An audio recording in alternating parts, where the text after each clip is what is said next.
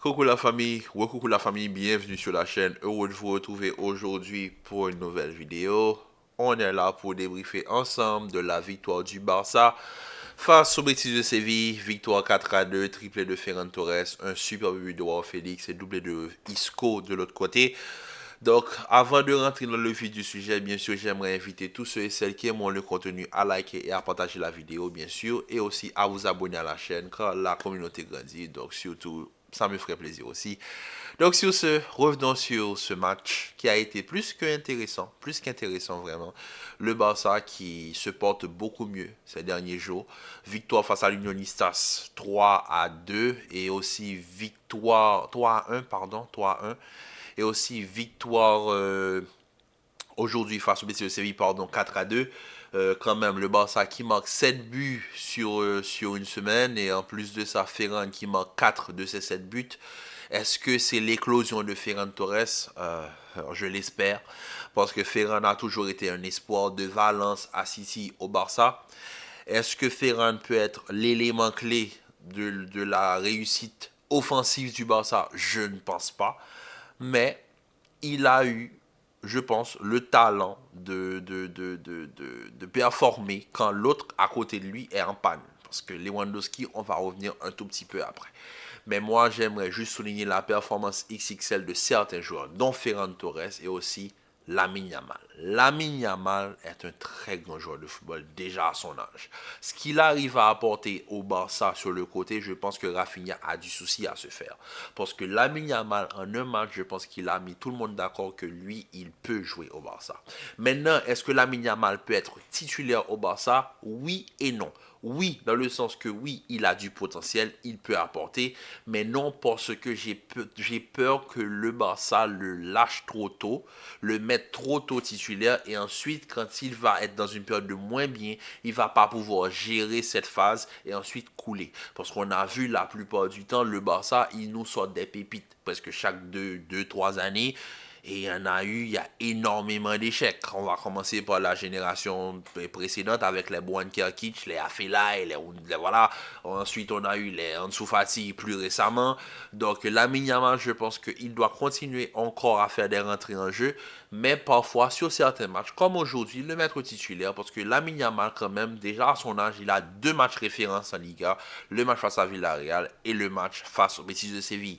Donc, pour moi, ça a été un très grand match de la part de Lamine Yamal, mais aussi, on va parler de ce milieu de terrain dont le patron, qui est Frenkie de Jong, on va pas se mentir, c'est l'un des meilleurs 6 du monde. Mais Frenkie de Jong n'est pas juste un numéro 6. Surtout pour ce Barça-là. Surtout quand il faut relancer la manière dont Frenkie se jette au niveau de la défense centrale pour aider les défenseurs parce que la qualité de relance, c'est pas encore cela. Mais moi, je suis épaté par la capacité qu'il a à s'adapter à ce nouveau système.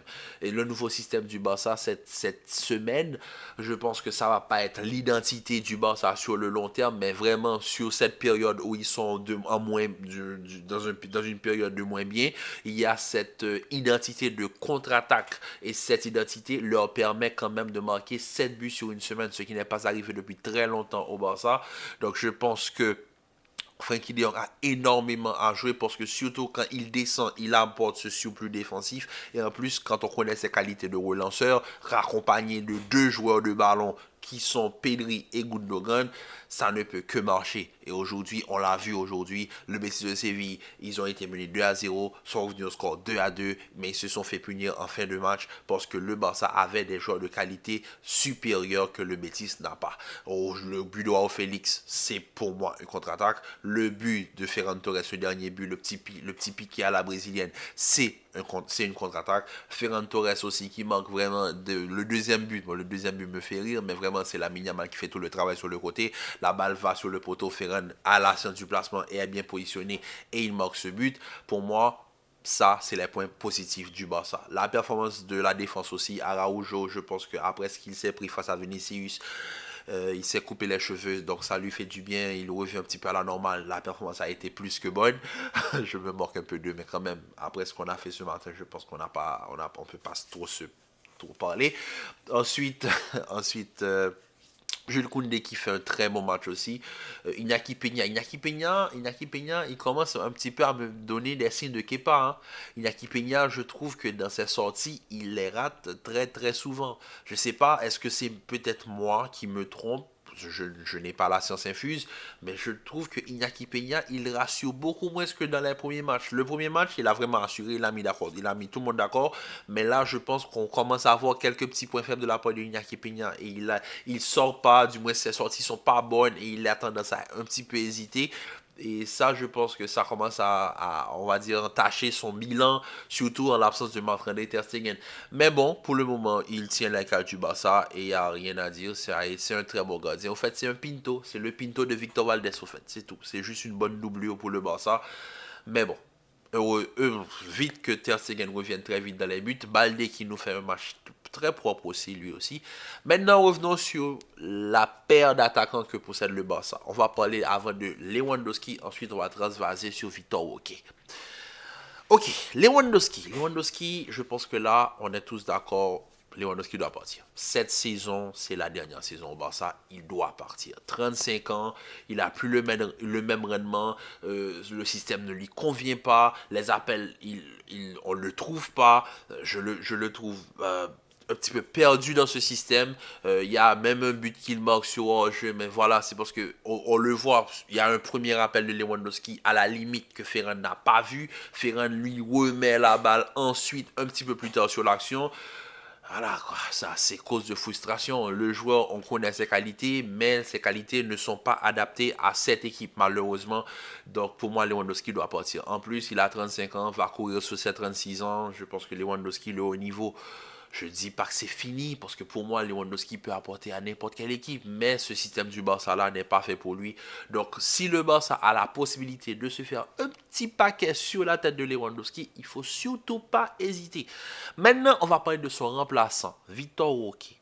Xavi a osé sortir Lewandowski, monter Victor Roque. Arrêter de mettre Victor Roque sur le côté à chaque fois qu'il monte. Non, Victor Roque est rentré au poste de numéro 9. Et comment vous dire? J'ai peur. Oh, le garçon, j'ai peur. Oh là là, les contrôles. Oh, il a un contrôle qu'il m'a fait. J'ai pas compris. Victor Roque, je sais pas. Il était annoncé comme le Messi, soi-disant il allait venir et mettre Lewandowski sur le banc. Comment vous dire? C'est très compliqué. En plus, je pense que Xavi, il le voit aussi. Donc, Victor Roque, non. En fait, déjà sur les premières images que j'ai de lui, non, non. C'est encore pour moi une erreur de casting. Je sais qu'il est très jeune. Est-ce qu'il va pouvoir être formaté par le Barça afin de devenir l'attaquant d'un système? Ou est-ce que c'est un joueur qui est déjà stéréotypé à son âge? Pour moi, il y a toujours moyen de grandir, d'évoluer. Tu peux pas être bouché et jouer comme ça. Mais Victor Roque, c'est le même profil que Lewandowski. C'est des attaques que tu dois trouver en une touche. Et même quand tu le trouves en une touche, comme par exemple sur la passe de Pedri, le contrôle qu'il m'a fait, j'ai peur. Ah oui, le contrôle qu'il m'a fait, j'ai peur. Heureusement que même Pedraza, qui est très très lent comme défenseur, a le temps de se retourner, de tacler, de dégager. C'est effrayant. Donc Victor Roque, Lewandowski, on va voir ce que ça va donner sur la durée. Bon, maintenant, finissons la vidéo sur une note positive un tout petit peu. Parce qu'ici, on n'est pas, voilà, on peut quand même apprécier le beau football. Le Barça a joué un beau football. Le Barça a gagné un grand match aujourd'hui et ça va leur faire du bien. Le Betis de Séville, c'est pas une équipe facile.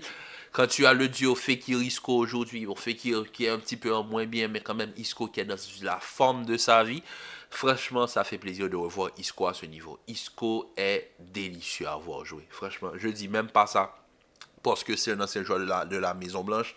Je dis ça parce que Isco est un virtuose. Quand il est sur le terrain, c'est un plaisir. La manière dont il distille les ballons, c'est de l'art. Et aujourd'hui, il nous a prouvé que Isco est de retour et sa saison est exceptionnelle. Et voilà, aujourd'hui, comme par exemple, Ferran Torres marque un triplé, mais la Liga a nommé Isco l'homme du match.